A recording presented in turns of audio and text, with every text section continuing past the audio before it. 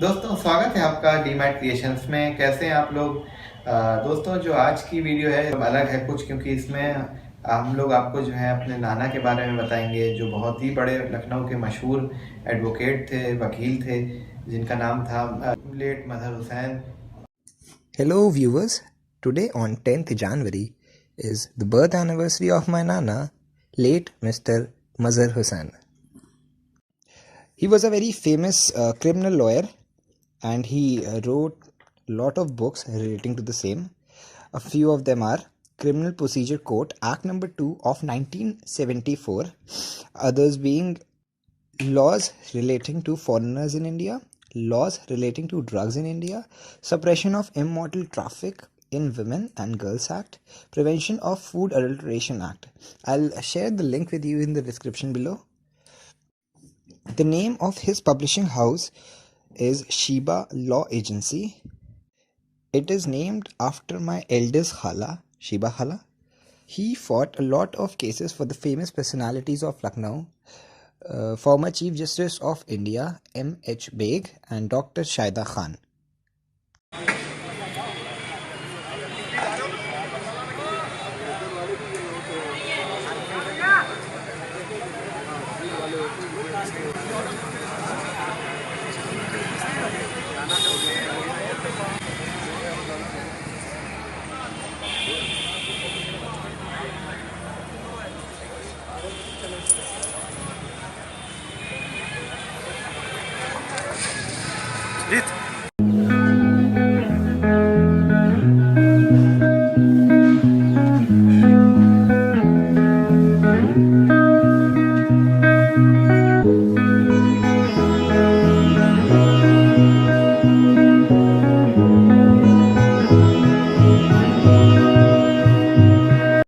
Most of the people from the judiciary are know him very well, and still his name is written on the Bar Council Association members list in High Court of Lucknow.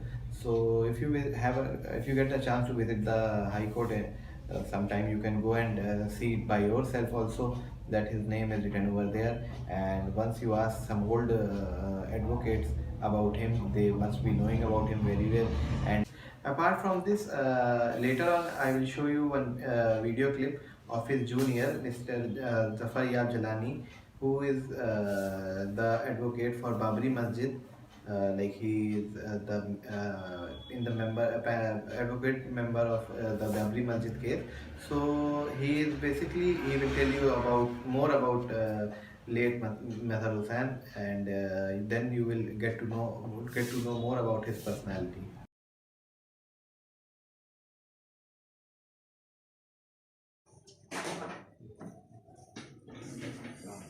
कुछ बता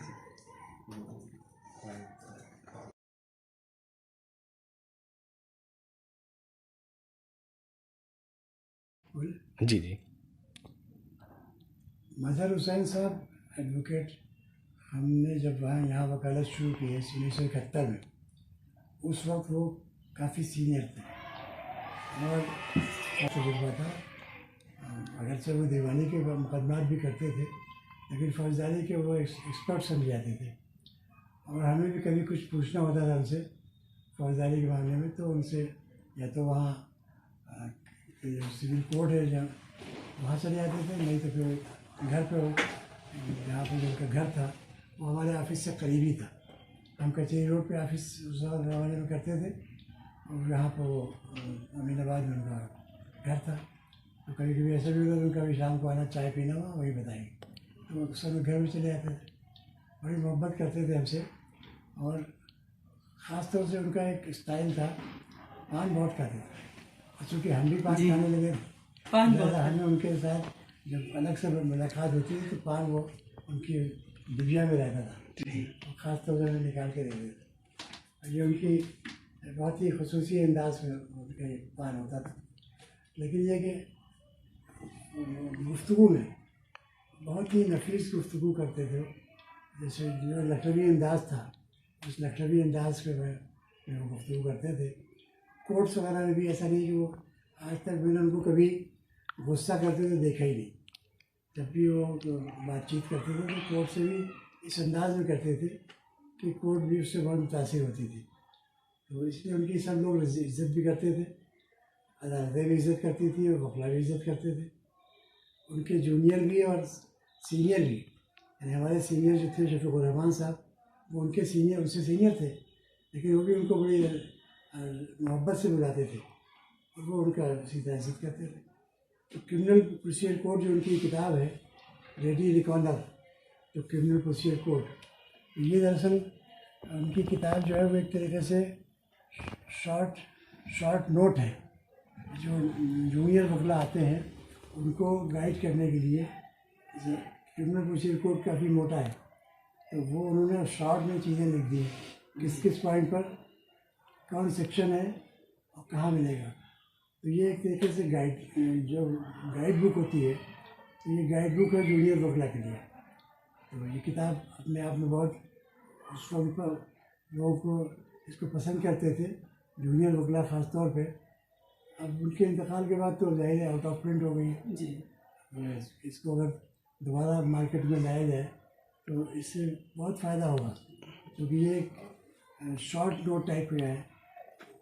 जो नए वकला अपने आप में पूरा criminal procedure code समझना मुश्किल उनके लिए है, तो इससे वो उनको क्रिमिनल प्रोसीजर कोड के बारे में, मतलब जो कोर्ट्स का प्रोसीजर है उसके बारे में बहुत आसानी से समझ सकते हैं। ये मैं यही उम्मीद करूँगा कि ये इससे इनके लोग वाकिफ़ हों और इस किताब को आप अगर रिप्रिंट करा सकें। इसके अलावा भी उन्होंने और बुक्स भी लिखी हैं जी, और भी लिखी जी, इस वक्त हमारे सामने नहीं है जी। तो आपका बहुत शुक्रिया। और वो बहुत बड़े क्रिमिनल लॉयर थे सरकारी, और उन्होंने कम से कम 150-200 लोगों को जो क्रिमिनल थे उनको जेल में पहुंचवाया है। उसके अलावा एडवोकेट होने के साथ साथ वो गोमती नगर के बहुत बड़े ज़मींदार थे, जिनके जो आज गोमती नगर बना हुआ है वो उन्हीं की सब ज़मीनों को LDA ने एक्वायर कर लिया है, और अभी भी उसका केस चल रहा है। तो उसका मुआवजा भी मिलेगा उनके जो मतलब औलादे हैं उन लोगों को। और उनकी कई किताबें लिखी गई हैं जो आज भी ऑस्ट्रेलिया में चल रही हैं, इंडिया में चल रही हैं, जैसे कि एक का नाम है क्रिमिनल प्रोसीजर कोड, और उसको उनकी खुद की लॉ एजेंसी भी थी, मतलब जहाँ पे प्रिंटिंग होती थी, जिसका नाम था शीबा लॉ एजेंसी, वो हो गया। उसके अलावा मतलब वो बहुत ही मतलब अनोखी पर्सनालिटी थे। जितना भी वो अमीर थे लेकिन वो कभी दिखाते नहीं थे, हमेशा कुर्ते पजामे में सादा ज़िंदगी उन्होंने बिताई है अपनी। और कुछ फ़ोटो भी मैं अभी आपको आखिरी में दिखाऊंगा कि उन्होंने अपनी ज़िंदगी को कैसे बिताया।